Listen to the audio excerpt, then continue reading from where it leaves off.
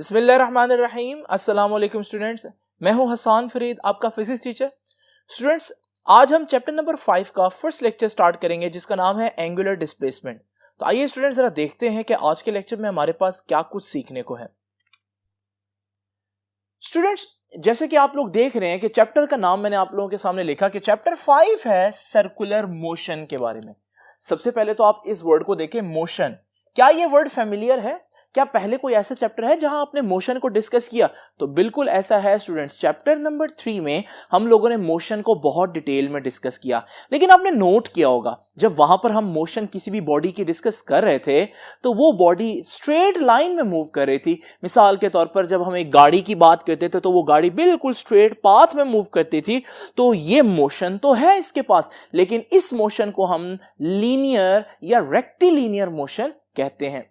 और उस चैप्टर में हमने जितनी भी चीजें पढ़ी, इस गाड़ी की वेलोसिटी, इस गाड़ी का डिस्प्लेसमेंट, इस गाड़ी का एक्सेलरेशन, वो सब चीजें फाइंड आउट की। क्योंकि गाड़ी लीनियर मूव कर रही थी तो उसका डिस्प्लेसमेंट, उसकी वेलोसिटी, उसका एक्सेलरेशन, ये सब भी लीनियर ही होंगे। लेकिन अब स्टूडेंट्स जरा इमेजिन करें, ये गाड़ी एक सर्कुलर पाथ में भी तो मूव कर सकती है ना। अगर ये गाड़ी सर्कुलर पाथ में मूव कर रही होगी तो फिर तो हम इसको चैप्टर नंबर 3 में नहीं स्टडी कर सकते, क्योंकि वहां तो सारी इक्वेशंस जो हैं वो स्ट्रेट लाइन मोशन को डील करने के लिए हैं। तो यहां पर हमें क्या करना पड़ेगा? कुछ नई इक्वेशंस बनानी पड़ेंगी, कुछ नए कॉन्सेप्ट्स हमें चाहिए अंडरस्टैंड करने के लिए। स्टूडेंट्स, दूसरी इंपॉर्टेंट बात देखिए, सर्कुलर मोशन जब हम कहते हैं इसको उर्दू में, तो हम कहते हैं जब भी कोई चीज गोल घूम रही हो तो हम कहेंगे वो सर्कुलर मोशन कर रही है। लेकिन जब हम उर्दू में कहते हैं ना कोई चीज गोल गोल घूम रही है, इसके दो मतलब निकलते हैं इंग्लिश में।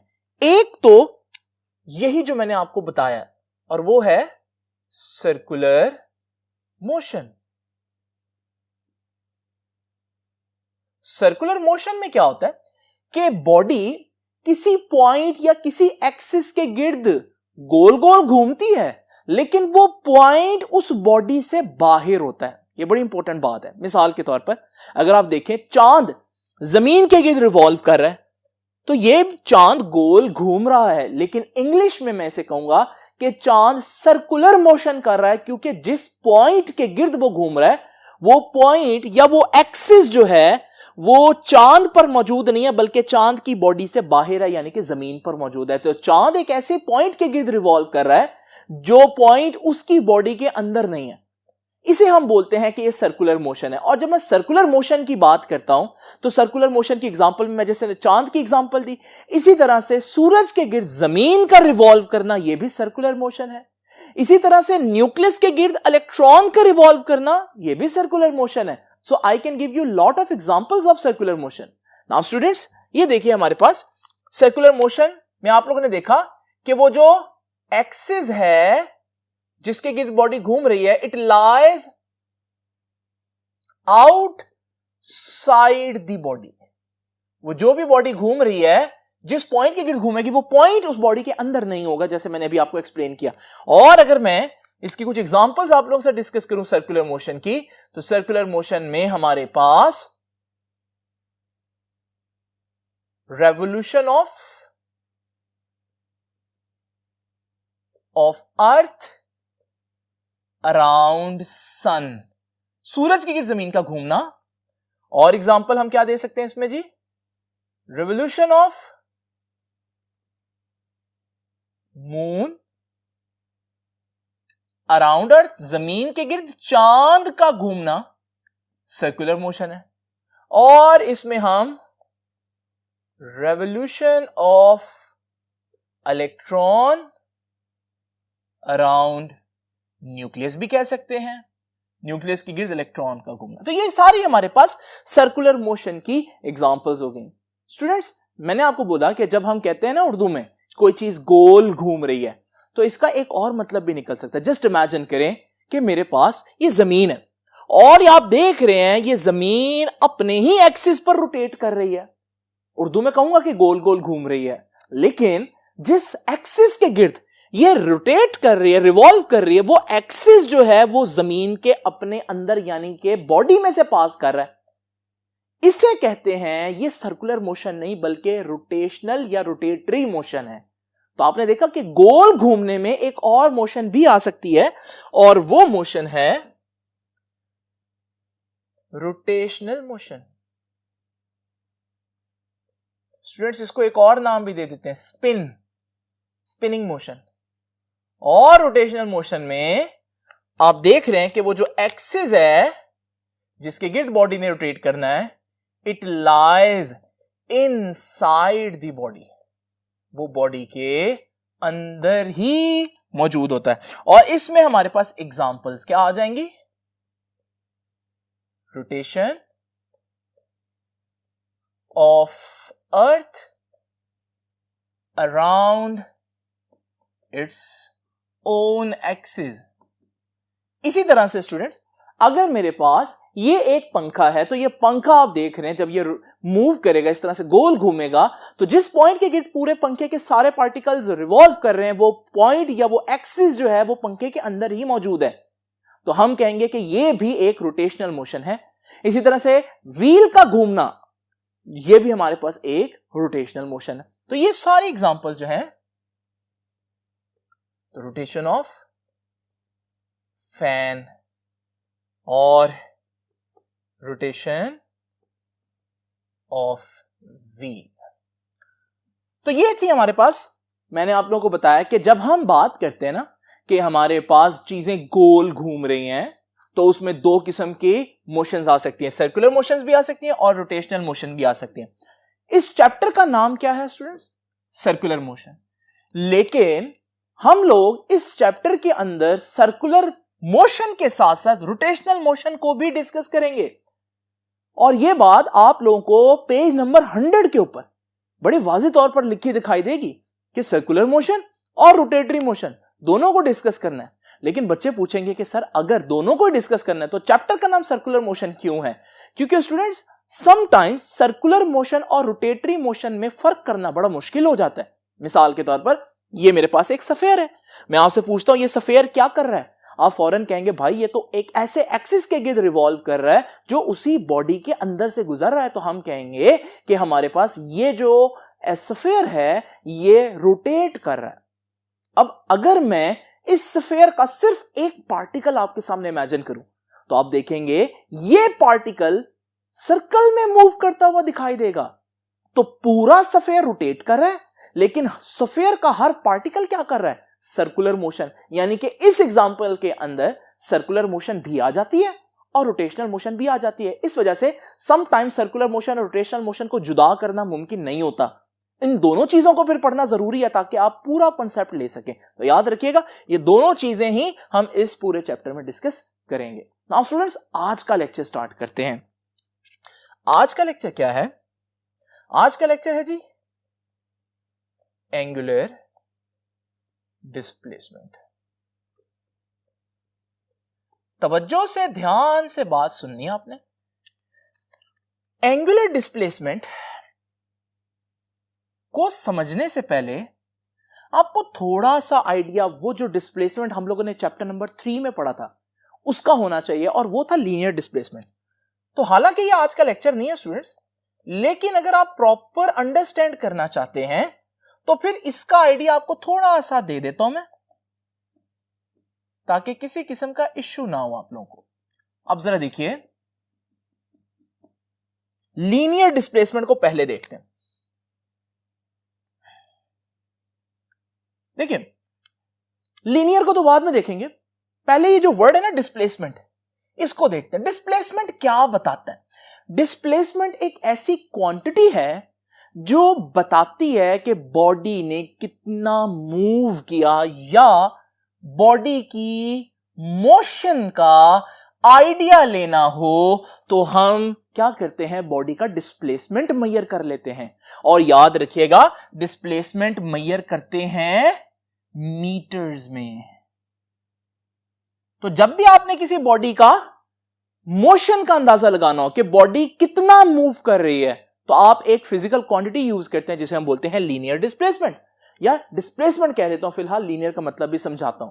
जस्ट इमेजिन करें, मेरे पास ये दो कार्स हैं। जो ऊपर वाली कार है वो यहां से यहां तक मूव करती है, और जो नीचे वाली कार है वो यहां से यहां तक मूव करती है। मैं आपसे पूछता हूं किसकी मोशन ज्यादा है? आप ऊपर वाली कार के मीटर्स देखेंगे, उसने कितने मीटर्स ट्रेवल किया। सपोज करें उसने 5 मीटर्स ट्रेवल किया, आप कहेंगे ऊपर वाली कार का डिस्प्लेसमेंट 5 मीटर्स है। नीचे वाली कार को देखेंगे तो आप कहते हैं इसने 8 मीटर्स ट्रेवल किया, तो आप कहेंगे इसका डिस्प्लेसमेंट 8 मीटर्स है। किसका डिस्प्लेसमेंट ज्यादा हुआ? निचली कार का। तो फिर इसका मतलब किसने ज्यादा मूव किया, किसके पास ज्यादा मोशन है? तो आप कहेंगे निचली कार के पास। तो ये है हमारे पास डिस्प्लेसमेंट का मतलब। तो डिस्प्लेसमेंट से पता चलता है चीज कितना मूव कर रही है। लेकिन आपने देखा दोनों कार्स ने स्ट्रेट लाइन में मूव किया ना, और जब स्ट्रेट लाइन में मूव करें तो फिर हमारे पास जो डिस्प्लेसमेंट है वो बिल्कुल स्ट्रेट है। तो मैं कहूंगा है तो डिस्प्लेसमेंट, लेकिन कौन सा डिस्प्लेसमेंट है? Linear displacement. तो ये मतलब है लीनियर डिस्प्लेसमेंट का। और बड़ी इंपॉर्टेंट बात है वो ये कि लीनियर डिस्प्लेसमेंट किस में मेजर किया जाता है। ये बहुत इंपॉर्टेंट बात है, मीटर्स में।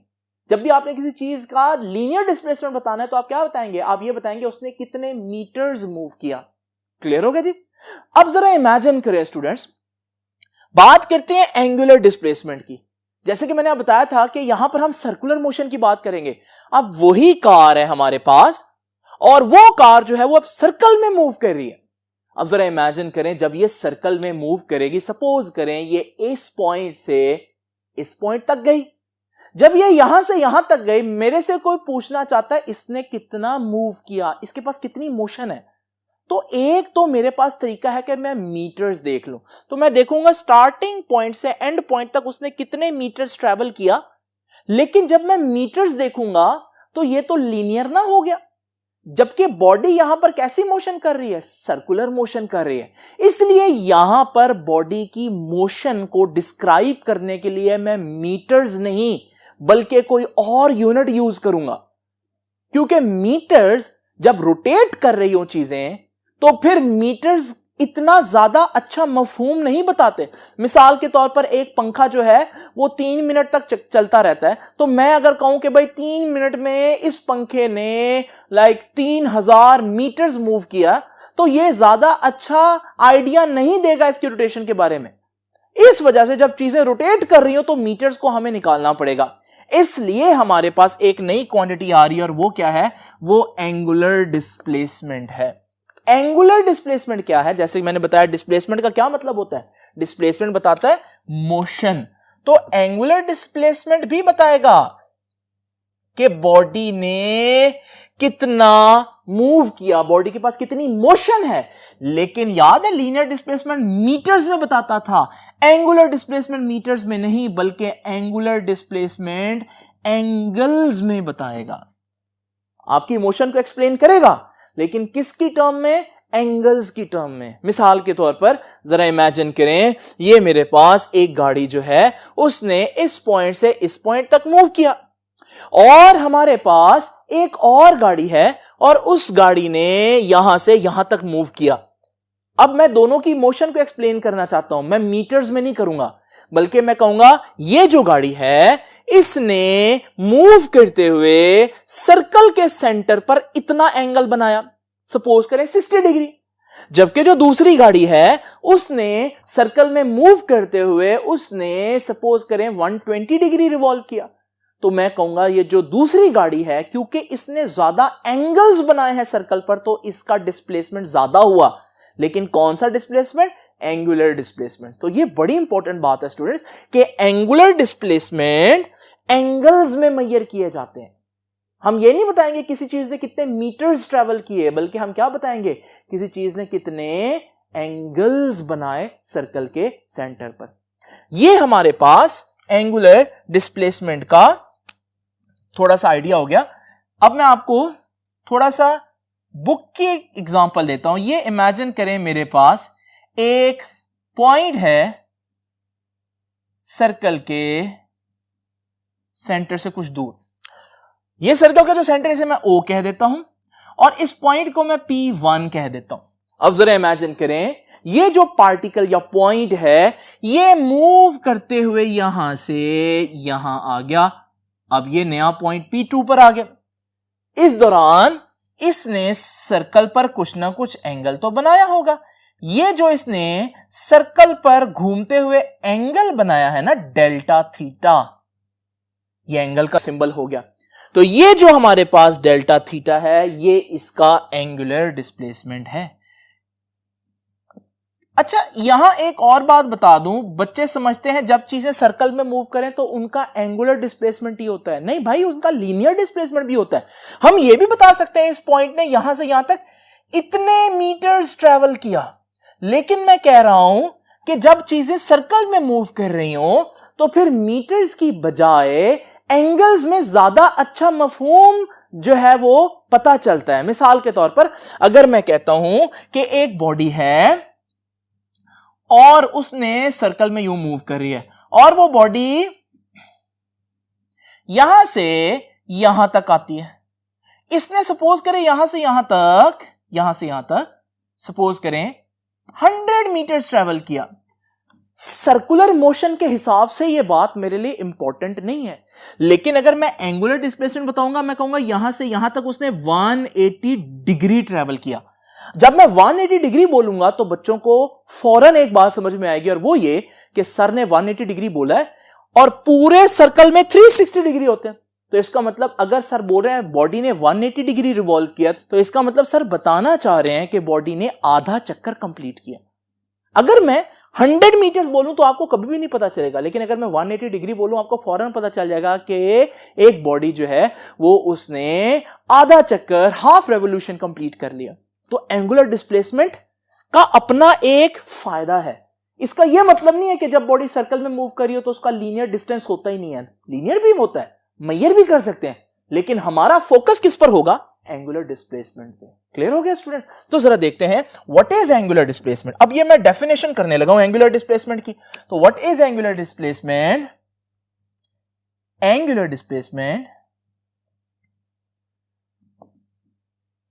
is defined as angle delta theta, वो एंगल डेल्टा थीटा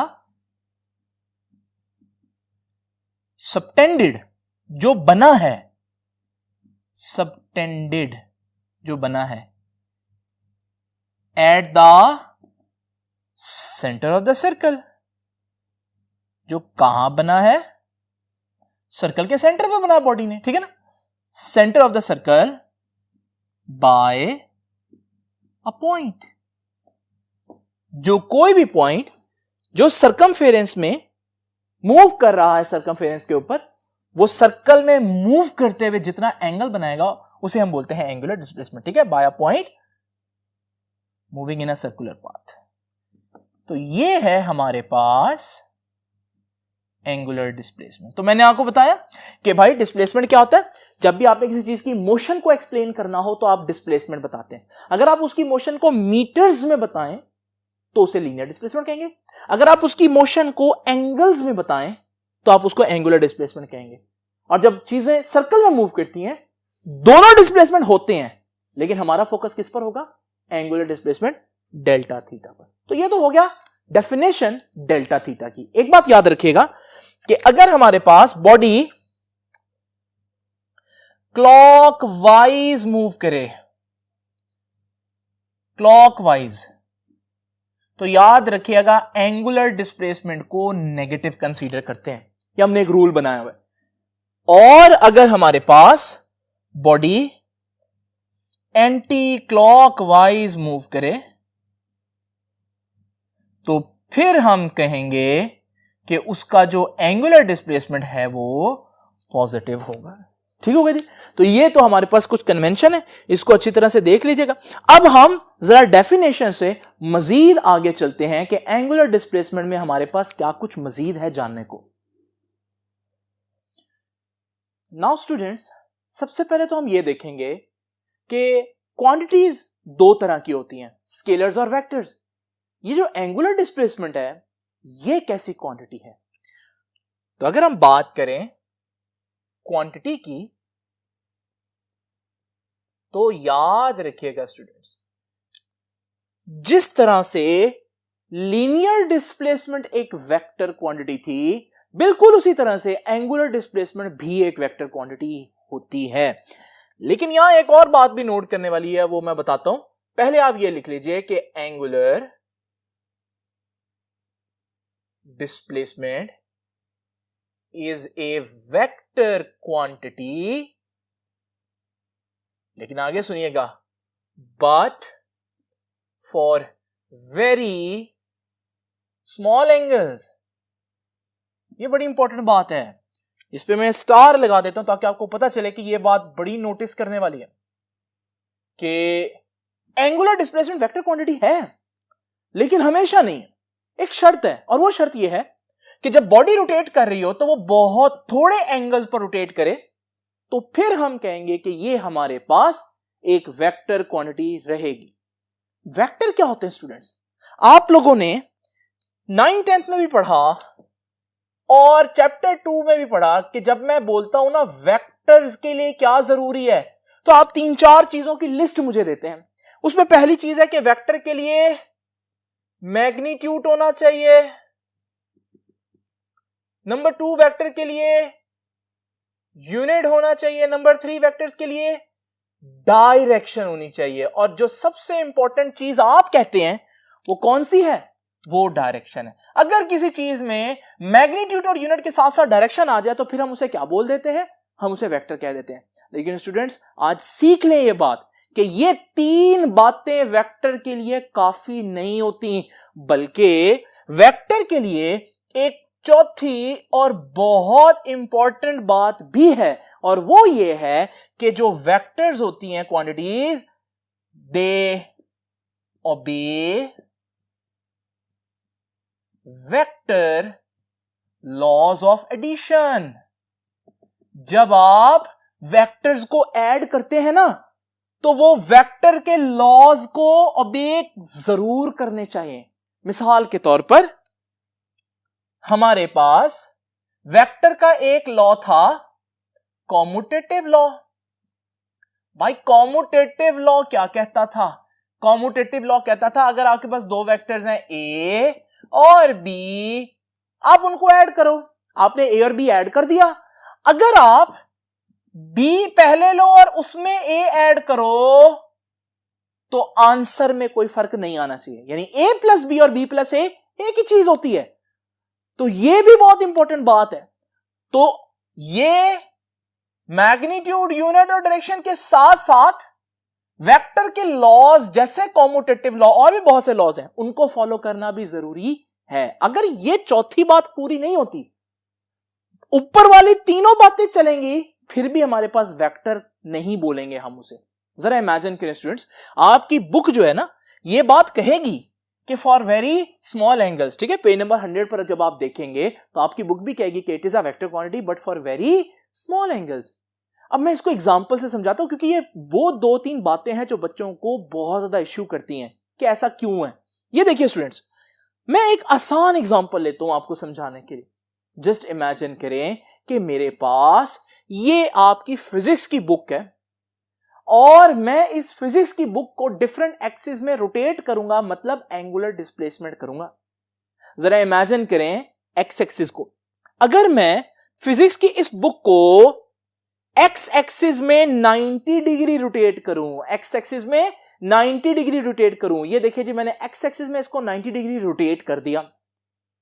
अब आप देख रहे हैं ये जो एक्स एक्सिस में 90 डिग्री रोटेट किया ना, इसको मैं कह देता हूं θ1, यानी ये पहला एंगुलर डिस्प्लेसमेंट है। θ1 का क्या मतलब है? 90 degree rotation around x axis, ठीक है जी। अब मैं वाई एक्सिस इमेजिन करता हूं। जब मैं वाई एक्सिस इमेजिन करूंगा तो जरा देखें, मैं वाई एक्सिस में भी 90 डिग्री रोटेट करता हूं। जब मैं वाई एक्सिस में 90 डिग्री रोटेट करूंगा तो फिर से देखें हमारे पास ये θ2 कह देता हूं इसको। θ2 का क्या मतलब है कि रोटेशन, बुक की रोटेशन है, लेकिन किस एक्सिस में? 90 डिग्री रोटेशन है अराउंड वाई एक्सिस। जरा रिजल्ट देखिए, रिजल्ट क्या आया हमारे पास? रिजल्ट आया बुक का ये वाला हिस्सा। तो यानी कि मैं अगर पहले एक्स एक्सिस में रोटेट करूं यानी कि θ1 और फिर वाई एक्सिस में रोटेट करूं यानी कि θ2, तो मेरे पास बुक जो है इस शेप में आपके सामने नजर आएगी। ठीक है जी, बुक की एग्जांपल इसलिए ले लो ताकि आप भी करके देख सकें। अब जरा दोबारा से इमेजिन करें, बुक वापस उसी शक्ल में मौजूद है। अब मैं क्या करूंगा? मैं θ2 पहले करूंगा, यानी मैं पहले इसी बुक को वाई एक्सिस में 90 डिग्री रोटेट करता हूं। लो जी, हो गई 90 डिग्री रोटेट। ये अब θ2 पहले कर दिया मैंने। अब मैं इसको अब एक्स एक्सिस में रोटेट करूंगा 90 डिग्री, जब मैं इसको एक्स एक्सिस में रोटेट करूंगा 90 डिग्री तो हमारे पास ये सिचुएशन है। तो अब आपने देखा कि θ2 पहले हुआ, θ1 बाद में हुआ, और रिजल्ट देखें क्या आया। रिजल्ट बुक का ये वाला हिस्सा आपके सामने आ रहा है। अब क्या ये वही वाला हिस्सा है जो पहले आया? नहीं स्टूडेंट्स, और पहले एक्स एक्सिस में बाद में वाई एक्सिस में रोटेट किया तो आंसर कुछ और आया, और अगर पहले वाई एक्सिस में और फिर एक्स एक्सिस में रोटेट करें तो आंसर भी कुछ और आ रहा है। इसका मतलब यह हुआ कि अगर आप बुक को 90 डिग्री रोटेट करते हैं तो 90 डिग्री इतना ज्यादा एंगल है कि θ1 और θ2 का जो आंसर है वो कॉम्यूटेटिव नहीं है, यानी कि मैं कहूंगा θ1 plus θ2 is not equal to θ2 plus θ1। Book की हमेशा सेम डायरेक्शन आपके सामने नहीं आ रही।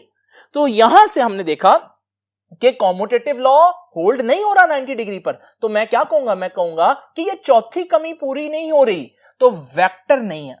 तो 90 डिग्री पर हमारे पास ये वेक्टर नहीं है। लेकिन अगर मैं बहुत थोड़ा एंगल चेंज करूंगा तो फिर आपका जो एंगुलर डिस्प्लेसमेंट है वो तकरीबन जो है वो कॉम्यूटेटिव रहेगा। मिसाल के तौर पर ये देखिए स्टूडेंट्स, मैं क्या करता हूं, मैं बजाय 90 डिग्री मैं एक्स एक्सिस में उस बुक को पहले एक्स एक्सिस में सिर्फ 5 डिग्री रोटेट करता हूं, बहुत थोड़ा रोटेट किया, और अब वाई एक्सिस में सिर्फ 5 डिग्री रोटेट करता हूं।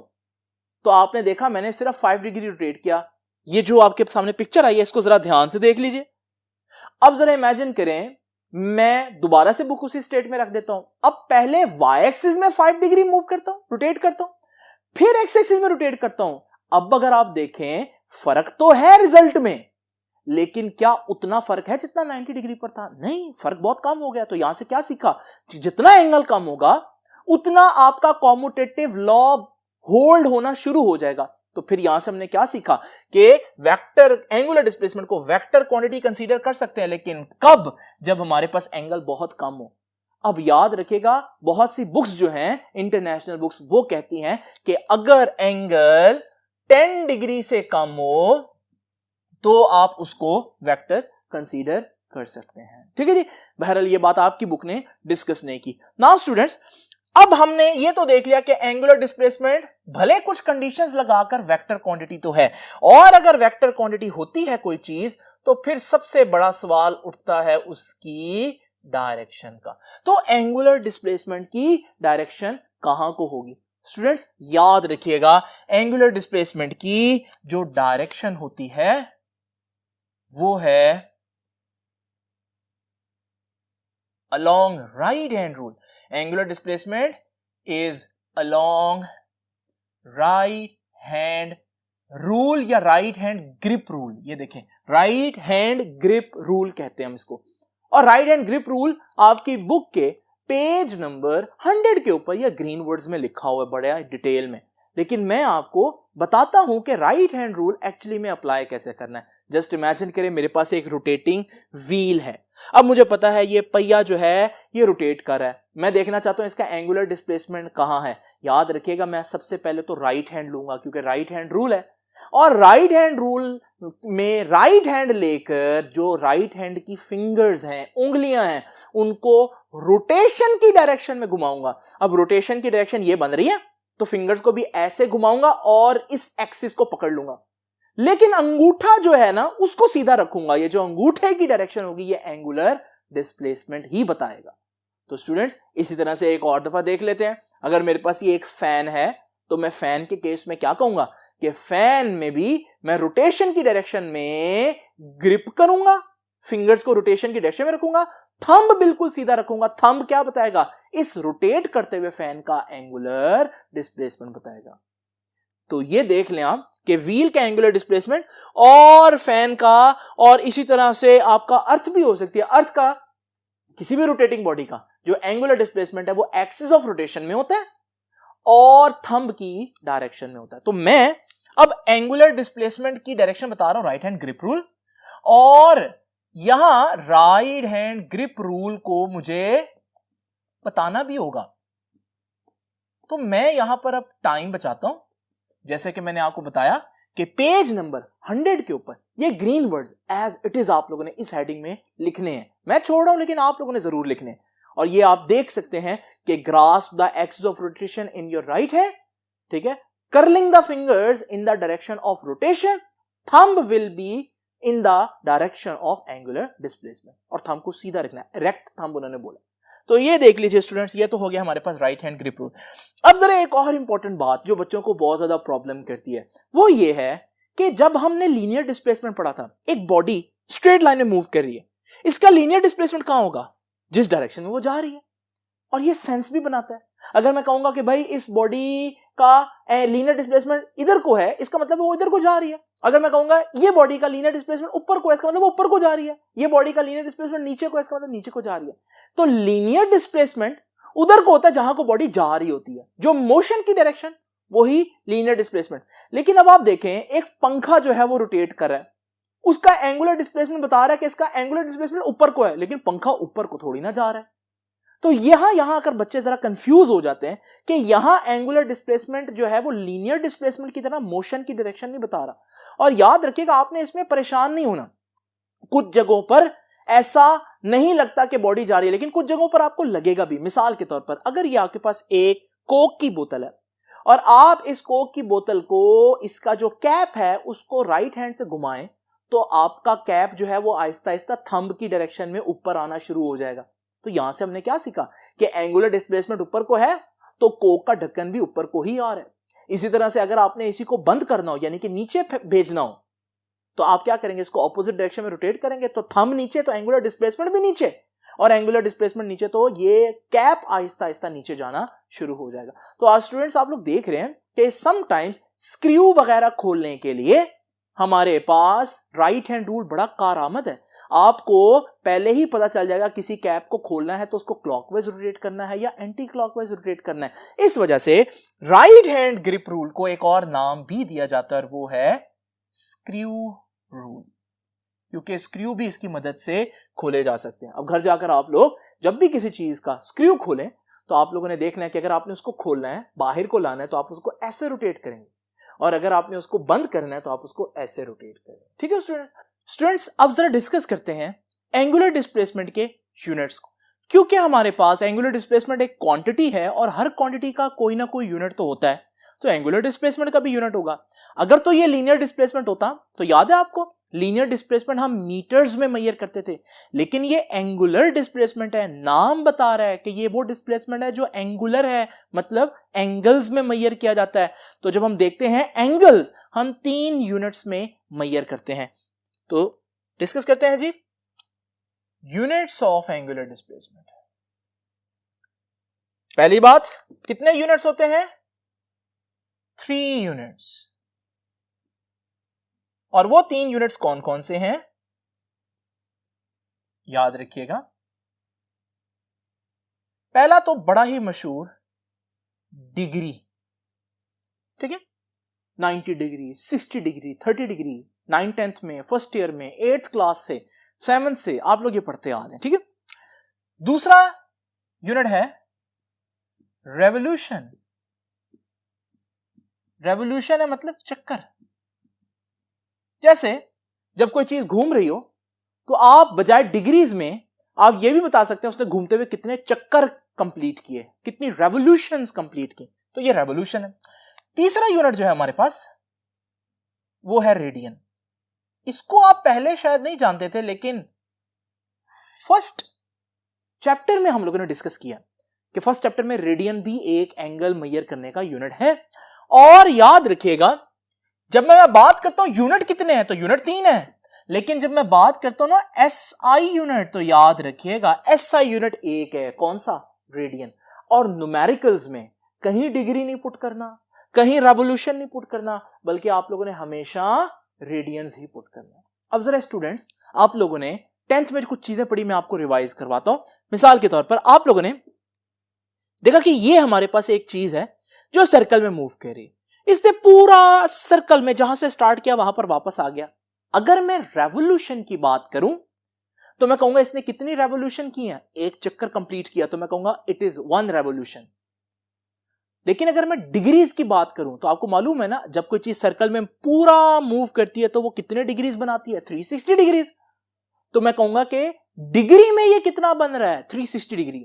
तो यहां से मैं यह भी कह सकता हूं कि एक रेवोल्यूशन का मतलब 360 डिग्री ही होता है। और स्टूडेंट्स, आप लोगों ने पढ़ा होगा कि हमारे पास जो आधा चक्कर हो इसे हम पाए बोलते हैं, ठीक है ना, ये जरा मशहूर है इसलिए इसकी एग्जांपल दे रहा हूं। तो अगर पूरा चक्कर होगा तो ये कितने रेडियंस होगा, 2 पाई रेडियंस। तो मैं कह सकता हूं कि जब भी कोई चीज सर्कल में पूरा मूव करे, एक पूरा चक्कर करे, तो मैं इसे 1 रेवोल्यूशन भी कह सकता हूं, मैं 360 डिग्री भी कह सकता हूं, और मैं इसको 2 पाई रेडियन भी कह सकता हूं। ये बिल्कुल एक ही चीज है। क्लियर हो गया स्टूडेंट्स? तो यहां से मैं कह सकता हूं कि हमारे पास 360 degrees is equal to 2 pi radians is equal to 1 revolution. ठीक है ना? तो अगर एक चक्कर कंप्लीट होता है तो मैं कहूंगा कि बॉडी ने 2 pi radian angular displacement cover किया, या मैं ये भी कह सकता हूं कि बॉडी ने 360 डिग्री एंगुलर डिस्प्लेसमेंट कवर किया, या 1 रेवोल्यूशन एंगुलर डिस्प्लेसमेंट कवर किया। मतलब एक है, लैंग्वेज डिफरेंट है, वो और यूनिट है, ये और यूनिट है, लेकिन सब एक ही बात बता रहे हैं। अच्छा, जरा इमेजिन करें, अगर हमारे पास ये बॉडी जो है, ये बजाय पूरा एक चक्कर कंप्लीट करने के लिए आधा चक्कर कंप्लीट करती है। अब मैं क्या कहूंगा, मैं कहूंगा इसने पूरा रेवोल्यूशन तो कंप्लीट नहीं किया। तो मैं पहले तो 1 रेवोल्यूशन की बात कर रहा था, अब मैं 1 रेवोल्यूशन नहीं, मैं हाफ रेवोल्यूशन कर दूंगा। तो पहले रेडियन भी तो 2 पाई थे, तो मैं उसको भी हाफ कर दूंगा, तो पाई रेडियन रह गया। और इसी तरह से हमारे पास डिग्रीज भी तो 360 थे, तो मैं उसको भी हाफ कर दूंगा, तो एंगल कितने हो गए, 180 डिग्री। यानी कि अगर एक रेवोल्यूशन का मतलब ये है, तो आधी रेवोल्यूशन का मतलब क्या होगा, आधी रेवोल्यूशन का मतलब होगा 2 पाई से आधे रेडियंस, यानी कि पाई रेडियंस। और डिग्रीज में कितना बनेगा, 360 डिग्री से आधे डिग्रीज, यानी कि 180 डिग्री। इसी तरह से स्टूडेंट्स, अगर मैं पूरा चक्कर की बजाय एक चक्कर का चौथा हिस्सा कंप्लीट करूं, अब मैं कहूंगा ये 1 रेवोल्यूशन तो नहीं है, ये तो पूरा चक्कर नहीं है, ये तो चक्कर का क्वार्टर है, चौथा हिस्सा है। तो फिर ये 2 पाई रेडियन का भी चौथा हिस्सा होगा, यानी पाई बाय 2। और इसी तरह से हमारे पास ये 360 डिग्रीज का भी चौथा हिस्सा होगा, यानी कि ये 90 डिग्रीज होगा। तो इसका मतलब अगर पूरा चक्कर नहीं होता, 1/4 रेवोल्यूशन है, तो इसका मतलब है पाई बाय 2 रेडियन, और इसका मतलब है 90 डिग्रीज। और आप लोगों ने 90 डिग्री को पाई बाय 2 पुट किया हुआ। इसी तरह से स्टूडेंट, आप इसको मजीद हाफ कर लें, अगर आप 90 डिग्री को हाफ करेंगे 45 डिग्री हो जाएगा, तो ये कितना हो जाएगा, पाई बाय 4 रेडियन। और यहां पर भी हाफ कर दो, 1/4 को मजीद 2 से डिवाइड करो, 1/8 रेवोल्यूशन। अब देख रहे हैं ना, इस तरह से तो हम कोई भी निकाल सकते हैं, लेकिन यहां मैं हाफ हाफ कर रहा हूं। अगर मैं आपसे कोई भी पूछ लूं, फॉर एग्जाम्पल 60.8 डिग्रीज कितने रेवोल्यूशंस होते हैं, अब यहां थोड़ा सा आप लोग परेशान हो जाएंगे। इसका सोल्यूशन है हमारे पास, ये थोड़े से शॉर्टकट्स हैं जो आप लोग याद रख लें। अगर आपने डिग्री से रेडियन निकालने हैं, डिग्रीज में कितने रेडियंस हैं, आपने पाई ओवर 180 से मल्टीप्लाई कर देना। बिल्कुल सिंपल। अगर आपको कुछ डिग्रीज दिए हुए और आपने रेडियंस फाइंड आउट करने, आपने पाई ओवर 180 से मल्टीप्लाई कर देना। इसी तरह से अगर आपको रेडियंस दिए हुए हैं और आपने वापस डिग्रीज फाइंड आउट करने, तो आपने 180 ओवर पाई से मल्टीप्लाई कर देना, यानी उल्टा देना उसको। ठीक हो गया जी? और इसी तरह से अगर आपको रेडियंस दिए हुए हैं और आपने रेवोल्यूशंस में जाना है, तो आप डिवाइड करेंगे 2 पाई से। और अगर आपको रेवोल्यूशंस दिए हुए हैं और आपने रेडियन में जाना है, तो आप मल्टीप्लाई करेंगे 2 पाई से। ठीक हो गया? और इसी तरह से अगर रेवोल्यूशन से डिग्री में आना है, रेवोल्यूशन से डिग्री में, तो आप 360 डिग्री से मल्टीप्लाई करेंगे। और अगर आपने डिग्री से रेवोल्यूशंस में जाना है, तो आप डिवाइड कर देंगे 360 डिग्री को। तो आप देख रहे हैं कि ये आपके पास डिफरेंट किस्म की कन्वर्जन्स बन रही हैं। ठीक है जी? इनको अच्छी तरह से देख लीजिएगा और याद रखिएगा, एसआई यूनिट कौन है, रेडियन एसआई यूनिट है। एक और ऑब्जेक्टिव याद रखिएगा बच्चों कि एक रेडियन में 57.3 डिग्रीज होते हैं। 1 रेडियन में। ये कहां से आया है? ये यहां से देख सकते हैं, ये देखें 2 पाई रेडियन में कितने डिग्रीज होते हैं? 2 पाई रेडियन में 360 डिग्री होते हैं। तो 2 pi radian is equal to 360 degree. तो 1 रेडियन कितने होगा? 2 पाई इधर मल्टीप्लाई हो रहा है, उधर जाकर डिवाइड हो जाएगा। तो 360 को 2 पाई से डिवाइड करें तो 57.3 डिग्रीज आ जाता है। एक और फार्मूला डिस्कस किया हुआ आपकी बुक ने, लेकिन वो मैं आगे चल के क्योंकि डिस्कस करूंगा तो फिलहाल उसको रहने देते हैं। वो फार्मूला है S is equal to r theta. ठीक है जी, ये क्या बता रहा है इसको मैं नेक्स्ट लेक्चर में आपको डिटेल में डिस्कस करके दिखाऊंगा। फिलहाल ये चीजें जरा देख लीजिए, ठीक है। और डिफरेंट कन्वर्जन्स जो है ना ये आपको पता होने चाहिए। ठीक है स्टूडेंट्स, ये था आज का लेक्चर। आई होप कि आज का लेक्चर आपको अच्छी तरह से अंडरस्टैंडिंग हो गई होगी। आपसे मुलाकात होगी अब इंशाल्लाह नेक्स्ट लेक्चर में। तब तक के लिए अल्लाह हाफिज।